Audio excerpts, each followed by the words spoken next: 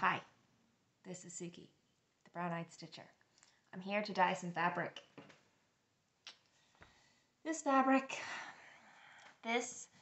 is a fabric I want to use. Sorry, my camera is in a different spot than I'm used to. It's in this bottom corner instead of that upper corner, just because of the way it's going to work later on. Anyway, this fabric I am going to dye a dark purple for my long dog samplers chart that I have, which is called Pavon for These Times. I don't have the picture down here with me because I'm just going to show you how I'm going to go about dyeing this fabric. I've never ever once in my life dyed fabric. I'm sure I have tie-dyed some point in my life, but especially when it comes to cross-stitching fabric, I've never done this before. So I'll tell you the kind of preparation I did. Not much. I watched a video that someone sent me that,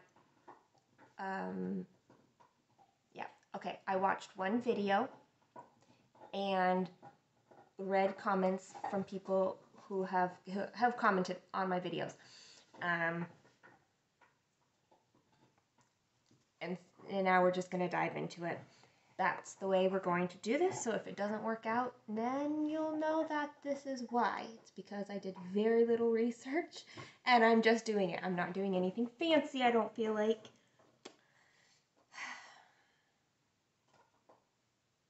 So let's just get started. Alright, hopefully this isn't too dark here. I have this is a lid to a tote, but it's okay that if it gets dyed or anything. I have a container with water in it and a container without water in it. I have gloves. I have my RIT dye. And I did return the indigo and I got navy blue because some lovely commenters told me that if I went to the RIT dye website, I could search for a color I wanted, and y'all, that's amazing. They have like a bajillion different shades on there, and I'm sure a bajillion is not even an exaggeration in the slightest. Anyway, you can find like pretty much the exact color you're looking for, and then you click on it and it comes up with like, here's how much of which kind of dyes you need to get that color. And they have a drop down box where you can say I'm doing something small, or I'm doing something medium, or something big, or like extra big. So I'm just doing something small, this little fabric right here. Anyway, so I got purple and navy blue. I did go through and look for the color on their website that used purple and indigo, and it wasn't the right kind of purple. I wasn't going to be like super happy with it. So I did go back and exchange out the indigo for navy blue. I also got this because I saw it and I thought, why not? It is called Color Stay Dye Fixative, and it says on the back that it reduces bleeding while simultaneously enhancing the color of your dye project. It's going to improve wash fastness, but will not completely prevent dyed fabric from bleeding. So I went ahead and got that, and you do use this right after like it sits in the regular dye. So we're gonna just figure this out as we go, and you can see it all.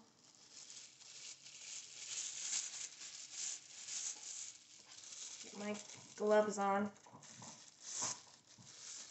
I use these gloves to, like, when I'm dyeing my hair at home, I use these gloves. So that's what I have. Anyway, okay, so I read, okay, this is annoying. I don't want to use the gloves yet. Okay, I read that wet fabric takes dye better than cold fabric, so I'm going to get it wet in this water.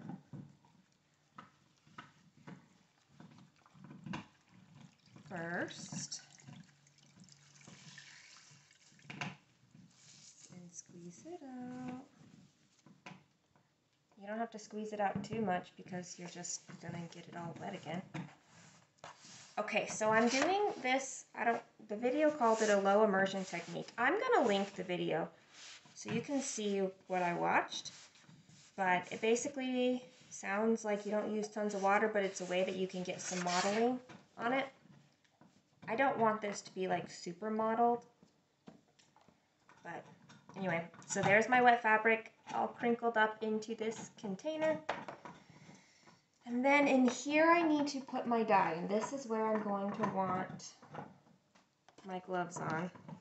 Though I didn't check to see if this was, I didn't pre-open the bottles. Maybe I should have done that part with my gloves on. What can I say?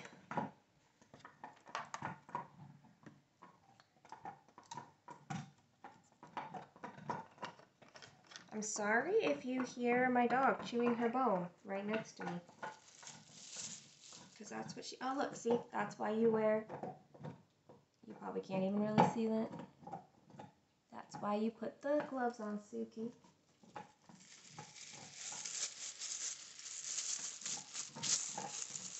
And now my hands are wet and the gloves don't want to go on. No big deal, y'all. Aren't you glad you're watching this dye video? Here's how to not dye a piece of fabric. Here's all the things for you to not do. Okay. I think I'm supposed to shake these. Shake well before using. Make sure that the lids are all the way on after you've taken off the lid things. Okay, so this is what I'm going for. The color is called Triumph, which won't mean a thing for you unless you're like looking at the actual color on the website.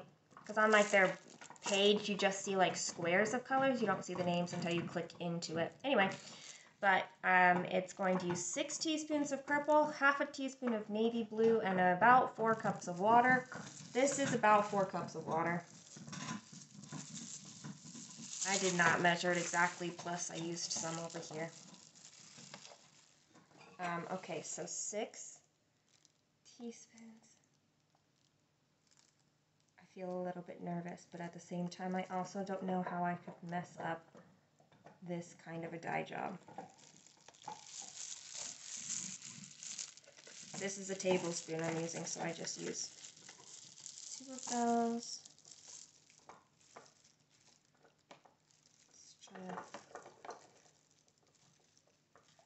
rinse some of that off before I set it aside. This is a half teaspoon of the navy blue.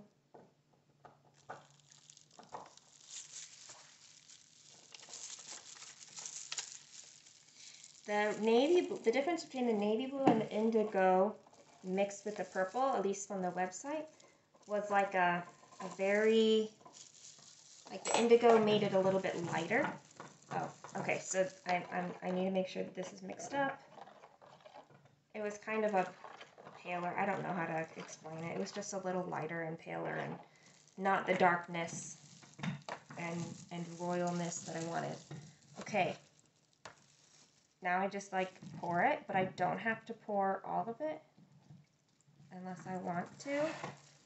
The video said that the scrunched up areas will get less dye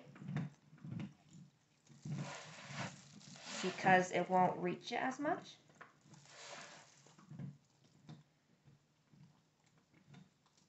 You don't have to submerge it all the way unless you want to. And then, like, I can kind of squish it around since I don't want it super mottled, what I'm going to do is kind of, I'm just going to press it. That's all I'm going to do, I think. I think it would be cool to have just a little bit of modeling. But if it's not modeled, I'm not going to be super sad about that. I think though, because I want this to be a deeper purple, I am going to, here we go. Let's try this. Okay. So the instructions are that over the next 30 minutes or so, I think it's 30 to 60 minutes, I can come back and I can like mess with this depending on how much modeling I want it to be. But this is just what it looks like right now. So I'm gonna, I guess, take my gloves off and turn this video off until I come back for the next step. Okay, it's been a little over 30 minutes and it's been about 45 minutes. I have pushed this around once, but that's it. So the next instruction is to rinse it off until the water runs clear. And this is probably going to be loud, so we'll probably play some nice elevator music for you.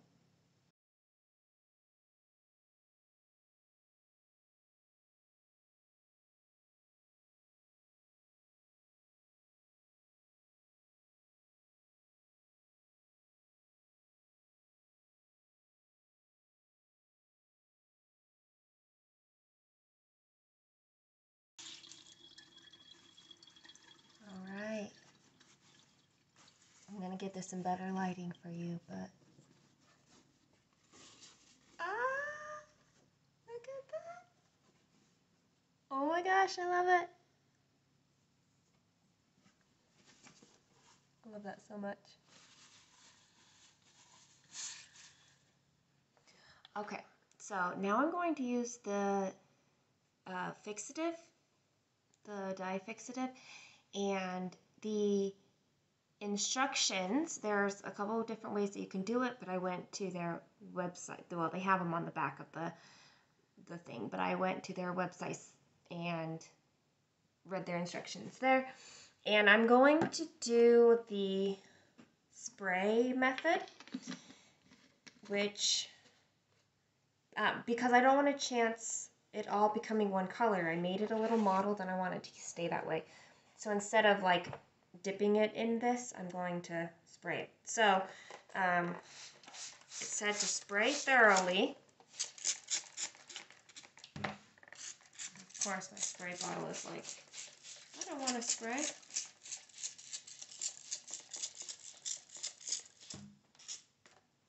All right. I don't know if I'm supposed to spray both sides or not. It just said spray thoroughly. I think I'm just going to spray one side. I mean, I squeezed out as much water as possible, and then I'm going to do this.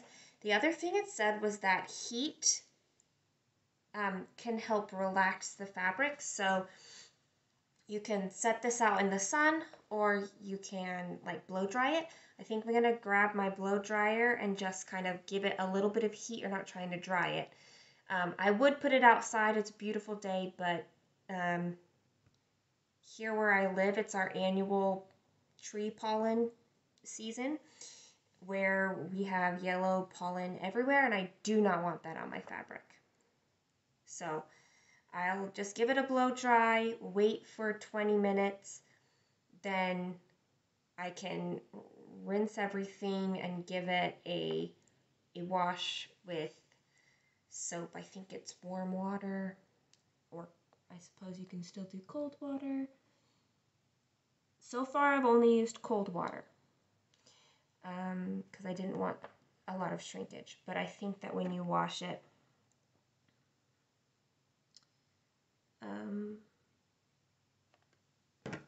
maybe it's on this instructions. Wash in warm water with mild detergent by hand or in your washing machine with an old towel. So,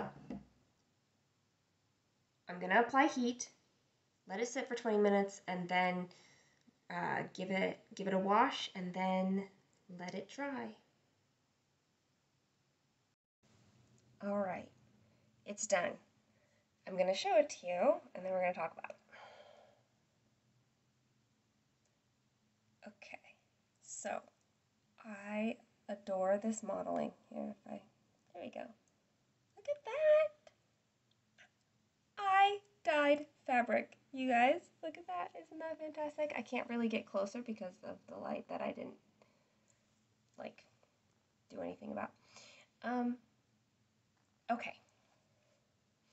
It's a lot lighter than I wanted it. I'll say that. Like than what I saw in my head. But at the same time, I super love it. I'm so proud that I dyed it and that I did this. Like that, for me, is just, it's not quite that light, I don't think. But for me, that is like a huge thing, I feel like. So I think I'm still going to use it for the project I wanted, and I think I'm still going to be happy. Pretty sure. Which is, by the way, this. Vivon for These Times Long Dog Samplers. So it's shown here like white with this blue thread, and I wanted to inverse that, so everywhere that it's white is going to be the fabric, this purple fabric, and then I wanted a gray floss. So I have a gray silk floss from Silks for You. It's PR 150. It's like that. Again, like if depending on like how much sun I show it on. So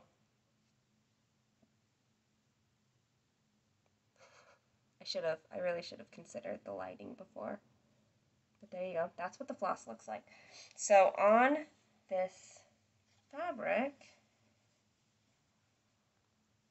here it is back here, and then closer up. So I think I'm still gonna like it.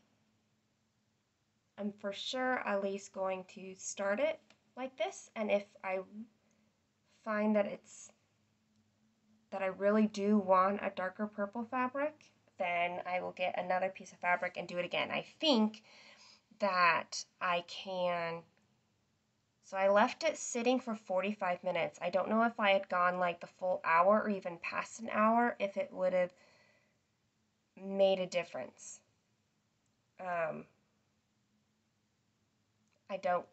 I don't know these things because I don't dye anything. But